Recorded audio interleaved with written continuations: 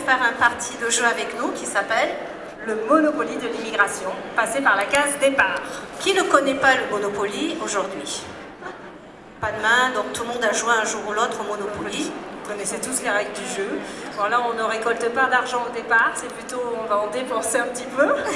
Mais a priori, on va essayer de vous mener sur le bon chemin pour arriver à la case arrivée. Voilà. Bon, avant de commencer, peut-être notre thème du jour, on voudrait vous parler qui nous sommes et pourquoi nous sommes là aujourd'hui. Nous avons un beau kiosque, le numéro 46, et dans les allées, et lorsque vous viendrez nous visiter, vous allez voir qu'il y a plein de bonnes personnes comme nous qui sont là pour vous accueillir, et ce sont tous des consultants professionnels en immigration qui sont réglementés par le Conseil de réglementation des consultants en immigration du Canada, et aussi des consultants du Midi. Parce qu'ici, pour vous représenter, on doit passer 2 examens, un au fédéral, un au provincial. Donc faites attention quand vous faites représenter ou quand vous demandez de l'aide. Vérifiez si la personne est autorisée à le faire ou pas. Alors, en ce qui concerne notre association, effectivement, nous avons différents secteurs. Et le secteur Québec, et je suis la responsable, la présidente, et puis Valérie est également la vice-présidente. Et nous sommes toutes les deux également en charge de tout ce qui est aspect du lobbying. Le lobbying, c'est quoi? Le lobbying, c'est pas seulement faire de la pression auprès du gouvernement, mais c'est surtout aussi pour pouvoir discuter par rapport aux différents types de programmes que nous avons et qui ne fonctionnent pas toujours très bien pour que ça puisse être corrigé, mais aussi... En fait, on vous représente aussi, c'est-à-dire que quand vous rencontrez des problèmes, on vous écoute et on fait part de vos problèmes au gouvernement afin qu'il règle les problèmes. Quand vous dites le formulaire n'est pas adapté, on ne comprend pas les questions, nous on leur fait part de vos problèmes directement pour que tout soit modifié et que les procédures soient plus simples pour tout le monde. Donc on a beaucoup de travail. Et à côté de ça, l'association offre aussi de la formation continue, du conseil, donc vraiment de l'assistance à tous les membres afin qu'au niveau des compétences professionnelles, nous soyons tous sur un niveau égal. Exactement. Alors, justement, encore une fois rapidement avant de rentrer dans le vif du sujet, parce que le sujet est quand même très intéressant, myconsultant.ca, faites pas monconsultant.ca, mais faites vraiment myconsultant.ca, choisissez la version française et à ce moment-là, vous allez tomber sur une plateforme où vous allez trouver des professionnels en immigration qui sont là, qui sont tous des professionnels dans différents domaines parce qu'on est un petit peu comme les médecins, on n'est pas tous spécialisés en tout, on a vraiment chacun des spécialités bien spécifiques. Par exemple, Valérie, c'est résidence permanente. Parrainage, permis d'études, le PEC, le fameux PEC. Ça. Et moi, on m'appelle dans la réputation Madame Permis de Travail, donc ça veut tout dire, d'accord? Donc, vraiment, allez choisir le professionnel que vous avez besoin selon vos besoins. Exactement. Et votre profil. Bon, alors, après la présentation, on vous attendra tous au kiosque numéro 46 pour des cliniques gratuites. Et donc, pendant 10 minutes, vous pouvez poser vos questions à des professionnels qui se feront un plaisir d'y répondre. Bon. Alors, les projets d'immigration, Céline, tes clients, ils sont plutôt comme le petit monsieur de droite ou plutôt le petit monsieur de gauche ou le petit Z de droite? Ben, je te dirais que souvent, quand ils nous appellent, c'est un petit peu le bureau des urgences qui arrive, c'est le bureau des matins. C'est ça. Donc c'est beaucoup plus notre petit monsieur avec les yeux qui lui sortent par la tête. Ouais, tout le monde arrive affolé. Exact. Et puis on se retrouve finalement avec la zénitude du zèbre. On essaye de les faire repartir en position zen, exactement. Alors, on voulait vous mettre en garde vis-à-vis des forums. Il existe de nombreux forums en ligne, des groupes de discussion où tout le monde y va de sa bonne petite opinion. Mais faites attention parce que les opinions, ce n'est pas toujours la bonne solution. Une opinion reste une opinion, elle n'est peut-être pas basée sur une réglementation ou la loi. Donc faites attention aux forums où nous on y voit des choses gravissimes. Ne faites pas confiance à ce que vous lisez. En fait, les seuls sites sur lesquels vous devriez aller chercher de l'information officielle, ce sont les sites du gouvernement. Au fédéral, c'est www.cic.gc.ca et pour le Québec, c'est www.midi.gouv.qc.ca. Ok, je t'arrête. Oui. Je t'arrête. Vas-y, ça commence. Moi, le problème que j'ai, c'est que quand les gens viennent me rencontrer en consultation, ils me disent « J'ai appelé le ministère, j'ai contacté, j'ai eu des informations, Et puis finalement, quelqu'un d'autre m'a dit que pour lui c'était une autre chose qui avait été faite. Alors j'ai rappelé le ministère, quand j'ai expliqué, cette fois-ci j'ai une autre version. Comment tu interprètes ça? Ouais, alors en fait, les agents, ils sont formés au téléphone pour répondre à des questions globales. Ils ne vont pas rentrer dans votre profil et votre situation particulière.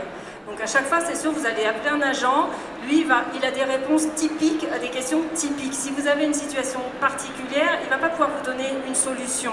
Il va vous donner une réponse qui lui apparaît sur l'écran. Il n'est pas là pour établir une solution pour adapter à vos besoins. Il est juste là pour répondre à des questions générales.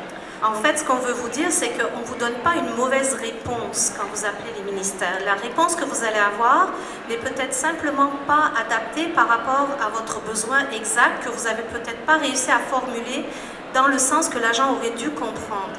Donc, vous pouvez appeler 2 fois, 3 fois, 4 fois. Vous risquez effectivement d'avoir des réponses qui peuvent différer.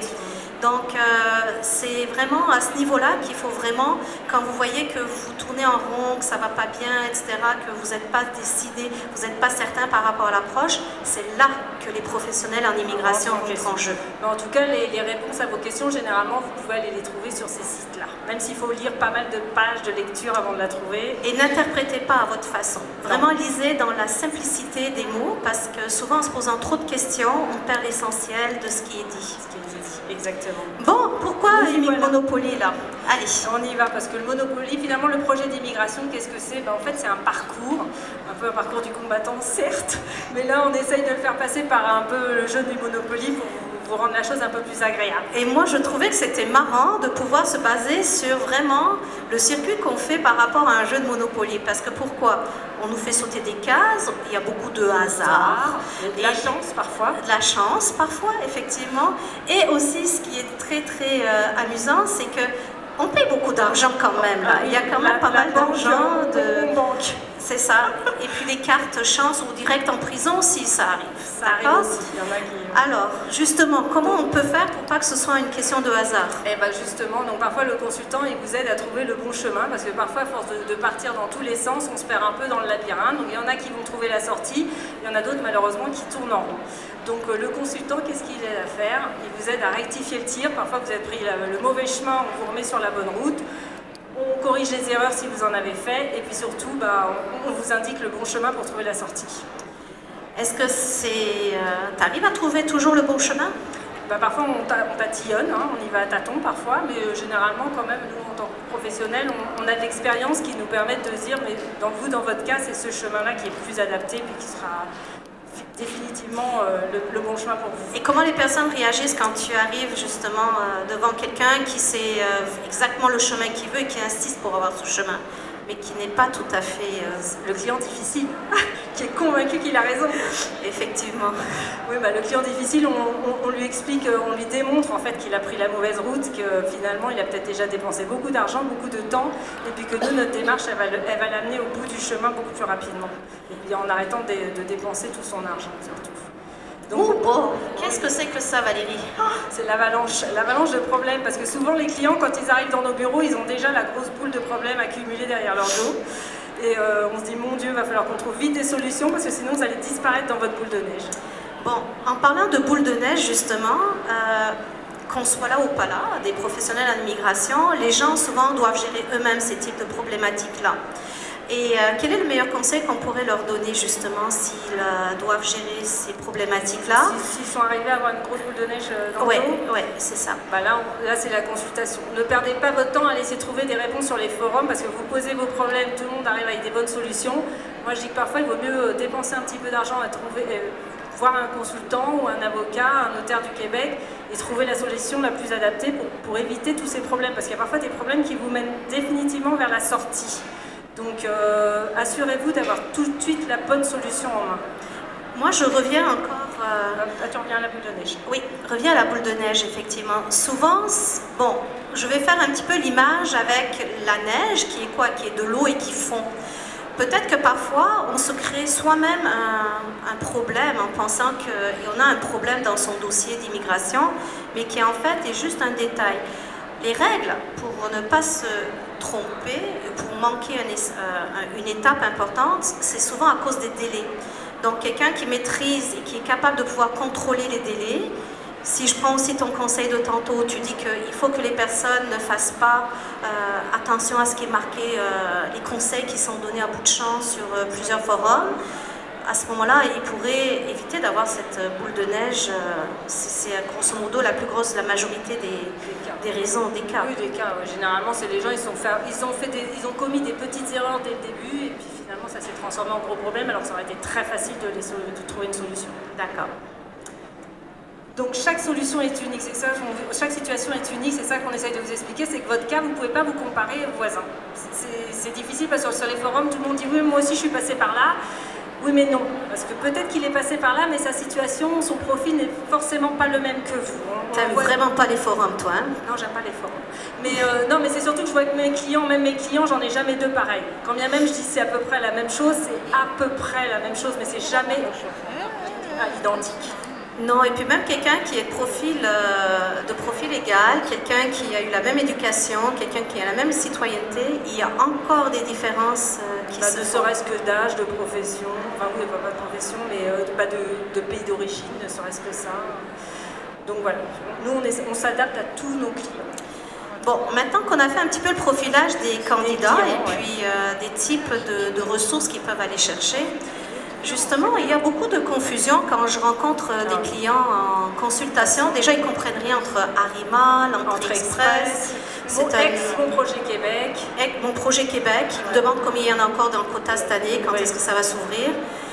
Qu'est-ce qu'on a encore comme question qui arrive Principalement, ça c'est le plus gros. J'en ai eu encore au kiosque tout à l'heure qui m'ont posé exactement cette question. Est-ce que ils m'ont dit je postule à Entrée Express pour venir au Québec. D'accord. Donc non, les programmes en fait ils se scindent en deux. Vous avez le Québec d'un côté, le Canada de l'autre. Donc à partir du moment où vous voulez vous installer au Québec, vous appliquez les programmes, enfin vous cherchez à répondre à un des programmes offerts par le Québec. Si vous voulez vous installer à l'extérieur du Québec, c'est le Canada, donc là c'est Entrée Express. Entrée Express, ça s'applique que pour les gens qui veulent s'installer hors Québec. Arima, c'est pour les gens qui veulent s'installer au Québec. Arima est un produit, je vais l'appeler comme ça, c'est quelque chose qu'on attendait depuis très longtemps, depuis 4-5 ans, même plus 5-6 ans. C'était un petit peu dans les tiroirs du ministère et puis en lui-même, ce n'est pas vraiment un programme, c'est un système de sélection.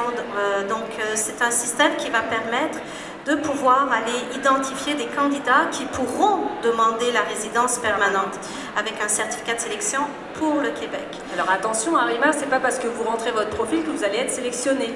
Non.